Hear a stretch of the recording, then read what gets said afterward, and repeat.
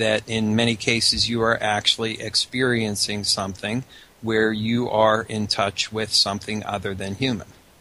Indeed. And human is spirit in flesh. That's all that means. And I would like to say that as an alchemist, as a hermeticist, I understand that any chemical process in the brain is a symptom of something deeper. So, are you saying that chemical processes in the brain or brain processes themselves, let's even cut it down a little bit further and say, would you say that symptoms of mental disease actually have a spiritual problem at the root of them? Yes. I have been diagnosed bipolar, and I have been told I'm no longer bipolar, and then I have been re-diagnosed bipolar. So that goes to show you how much psychiatry and I believe they're trying, but I also believe they're trying to make money more than that. Because they don't even teach Carl Jung. They're still on Freud. Yes, and Freud has a whole host of problems. Indeed.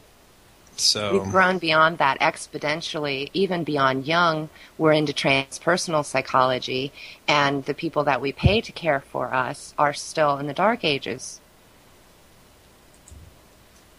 Indeed, and I think it's very important that we have sort of more of a Jungian focus, because I think Jung was more in tune with what it actually means to understand the psyche, as it were.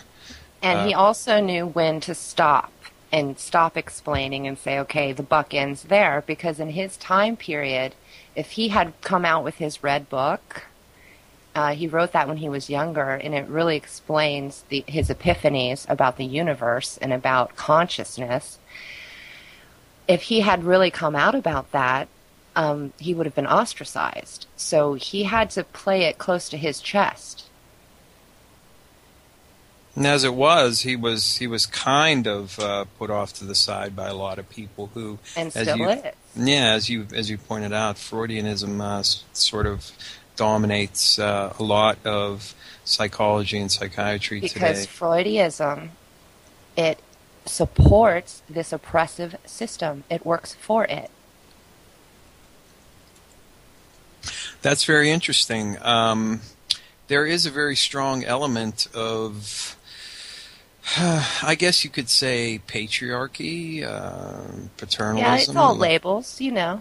Yeah, and of course, Freud seemed to be, ever focused on authority figures and their impact upon you and your relationship with them, whether it be your mother or your father or what have you. And of course, we have any number of authority figures in our lives today, whether they be family or friends or the government or whatever you want to put into that category.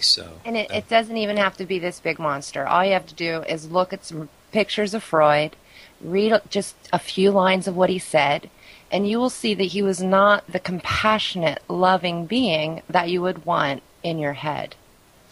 No, I don't think so. He had a whole bunch of problems. From what I've been able to find out about him, It seems like Jung was much more open and caring in that regard. So if you were to compare the two, I would much rather have Jung as someone looking out for my mental interests than I would Freud any day of the week. There's no question about that. But let me ask you this, Corinne. Do we have, if we find ourselves in a sleep paralysis state, and obviously there is that first tendency that we have where we have terror. Fight or flight response. Absolutely. Now, are there any ways that you can tell us that are good techniques that we can use to try and come to terms with that instant of terror and maybe overcome that in order to take advantage of a situation in which we may be able to access something outside of ourselves? Indeed. Okay, well, first we must understand the process of why we have the fight-flight response. In a sleep paralysis, our breathing is more shallow, and we are getting ready to leave our body in a sense, and that reminds us of physical death. I believe that we've all had past lives, therefore we know what death is, therefore it scares crap out of us in the sleep paralysis state.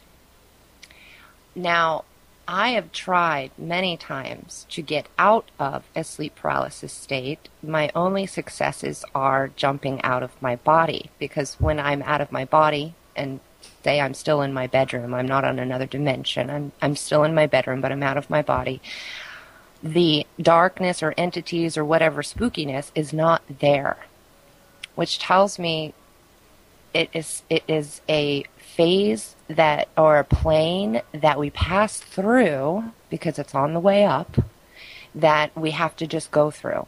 And I have tried so many things, to moving my eyes in esoteric patterns, to saying mantras, or just chanting love, love, love. And it really doesn't matter. You just got to ride the wave. So there's no way to get around that then? Not that I know of. In your experience. Exactly. Okay, so, well, I guess... But I also have left out a large component that I think we should come to at this point. In the hypnagogic state, I always had a three-dimensional shadow of a man approach my bed, even as a very small child. And so I always knew the boogeyman was real, because I didn't have the sleep paralysis of an old hag or a gargoyle. I had a 6-foot, three-dimensional shadow man. And at age 19, with the help of Wicca and going to a psychic fair and asking for advice, a lady told me, put some pink light around what you fear, which would be my boogeyman, and send it all the love you can possibly muster, and then send it away. And I did that very short, easy meditation, and I had never, ever seen the shadow man since. It shows the power of positive intention. Yeah, I still get sleep paralysis, but he's